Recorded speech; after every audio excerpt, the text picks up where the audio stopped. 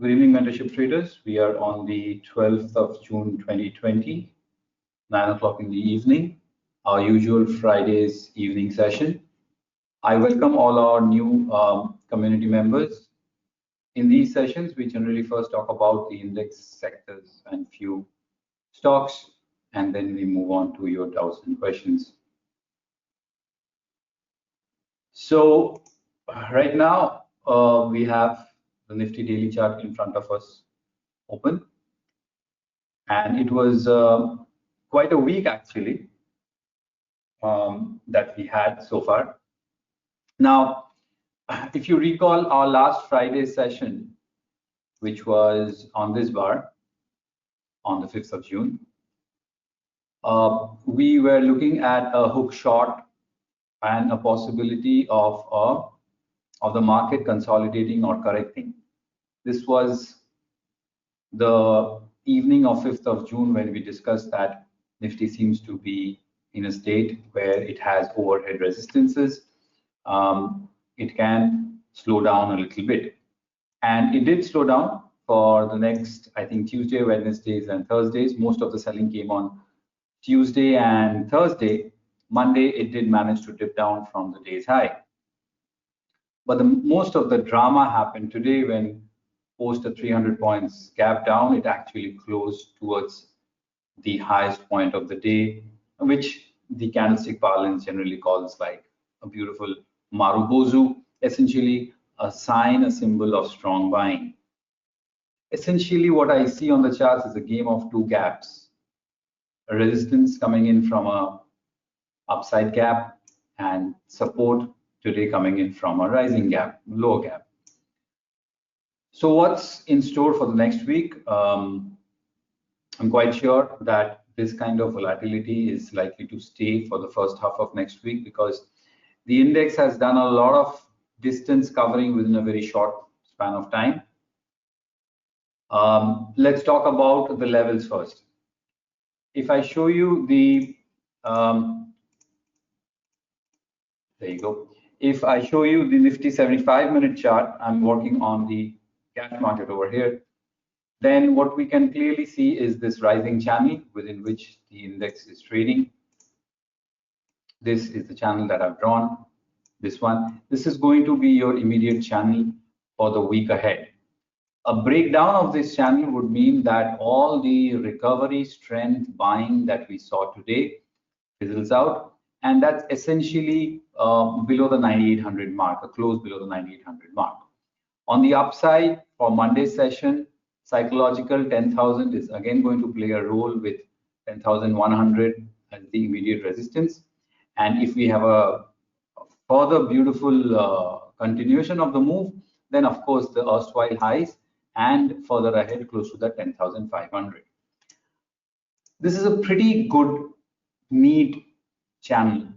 And I feel that the index will try and attempt to test the upper boundaries of this rising channel. This is the 75-minute chart. This is a daily chart. I'll remove the gaps, and I have a lot of fib drawings with confluences, etc. And the levels that comes out from my Fibonacci retracement and projection confluence is also close to that 10,420, 10,500 mark. And there are higher levels on the upside. But I feel that first the psychological 10,000, 10,100, and then 10,400, 10,500 for the Nifty spot. I'm working here on the Nifty spot levels. What about the hook that we had last week? Well, I think it has played its part, and the consolidation or the correction that the setup suggested has happened, and emotionally or psychologically, the kind of strength and bounce back that we saw today clearly shows that the index or the bulls are not willing to give away that easily. So we should continue to be bullish, look for long opportunities. I think last week the hook trades across many sectors and stocks have played out well. So not the time to go contrarian, but I think going forward for the next couple of weeks, it's time to go swing, that is swing long. What's happening with the sectors? Well, if we quickly draw a report designer on the performance of the sectors over the last 1 week, a couple of interesting facts come up. Well, the Nifty Mid Cap Index is the largest gainer, followed by real estate, and those are the only two positive sectors for this week. The rest are all losers, topped by the media, doesn't matter much, metal, PSU Bank. So note here, PSU Bank, one of the biggest losers. Private sector banks is a loser, but it's just 0.5% down. So private sector bank is on the other end of the list. PSU Bank is the third biggest loser. Private sector bank is not a gainer, but it's on the third from the list, which are highest gainers. Followed by financial services, Bank Nifty and Nifty and IT. So, well, we see that it's the mid cap which has started to find some good traction now. In fact, it has outdone the index by quite a bit of margin, which means that the degree of speculation, the degree of confidence in the market has started to trickle back in again. Is this a sign of caution, or is this a sign to feel good about? Well, I think at this juncture, it's both. It's a sign to feel good about because we see broad market participation happening, and it's not just only top 10, 12, 15 index stocks which is doing the movement, but I think the participation is now have trickled down to the broader markets also. It's a good thing. The euphoria in mid and small caps generally happen at the top when the markets are at an all-time high and it's extremely bullish. Needless to say this, that we're not in a bullish environment, not at all. We're in a precarious environment. I would say we're neither extremely bullish, we're hopeful, nor are we extremely bearish either. So in that perspective, movement happening in the mid and small caps is not a bad thing. Real estate, Godrej Properties and then DLF, which did the move. Private sector banks did all right. HDFC Bank gave a good move today. Energy is all OMCs and Reliance Industries. Reliance coming off from its all-time highs. But it's the metals which has cooled off, which should have cooled off because we spoke about this last week that it has extended quite a bit. And then a bit of financial services and Bank Nifty. Now, if I show you the weekly charts of these sectors, couple of sectors that you should be careful this week going forward, I'm going to keep a close watch on them, is IT, because IT, Nifty IT index at 14,990, which is like the psychological 15,000 mark over here, is dealing with some serious resistances. We have almost kind of a dark cloud cover on the candlestick balance here on the Nifty IT weekly chart. The daily has given you a dip down from the long-term moving averages and it's just hovering here. So I think that IT may lose its momentum a little bit and may slow down, may correct also. We need to see this going forward. And the other index, which is back to its resistances, is the Nifty Auto. As you can see where I've kept this crosshair, the erstwhile lows and the current highs, it's created a hanging man on the weekly chart. So both the auto and the IT has created kind of a bearish pattern at resistances. So you should not be extremely bullish on these two sectors going forward. Pharma continues to play its part. Don't see any issues with this apart from the fact that the momentum is extremely stretched.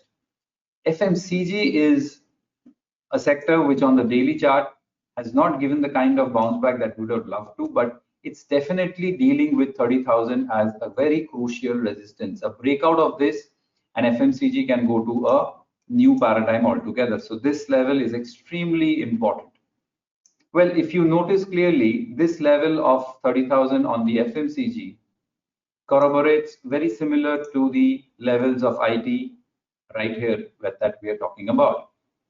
So FMCG, the kind of resistance that it found from these lows, I am expecting IT will face the same kind of resistance here.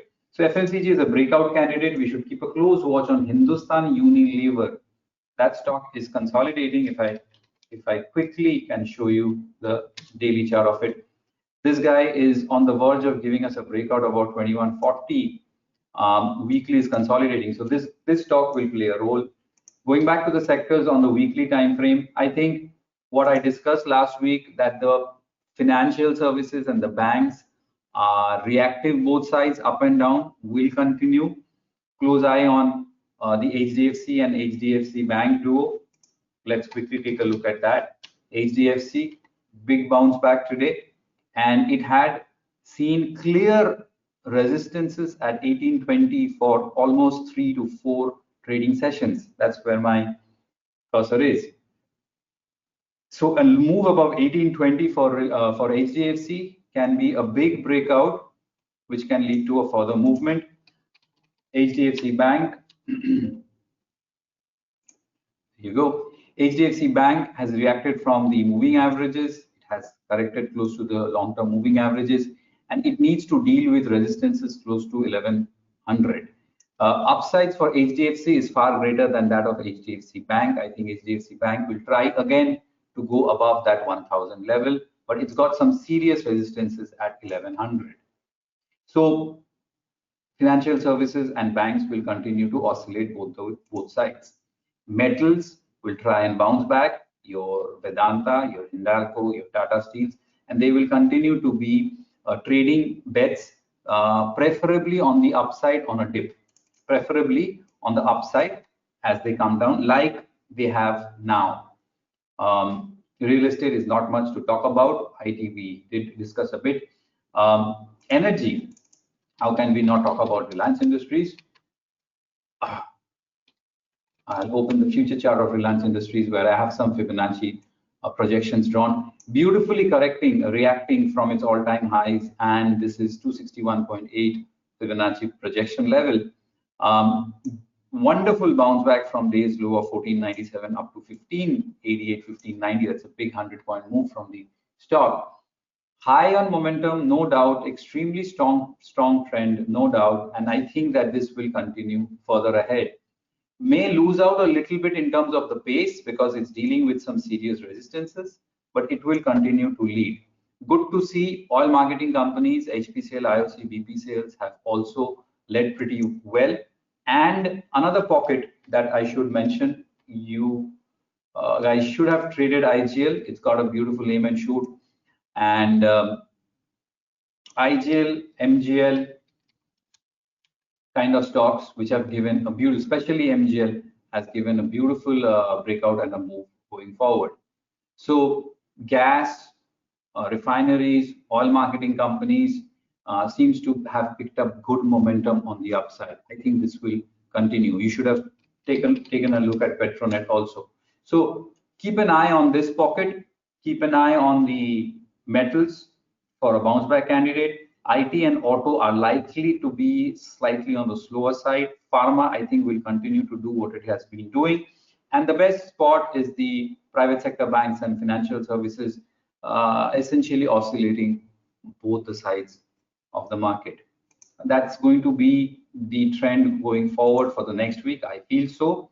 But I stay bullish, especially after the kind of close that the index has given us. As we speak right now, I think the Dow Jones Industrial Average has given a 600, 700 points bounce back. SGX is around 80 points down, which is close to 9,900. But overall, I think next week to start off with will be on a bullish note. We'll see what's in store for us. But strategically, stay bullish. Now, let's discuss your trades, your questions. I'm sure there will be many considering the kind of volatility that we saw today and this week. So please ask your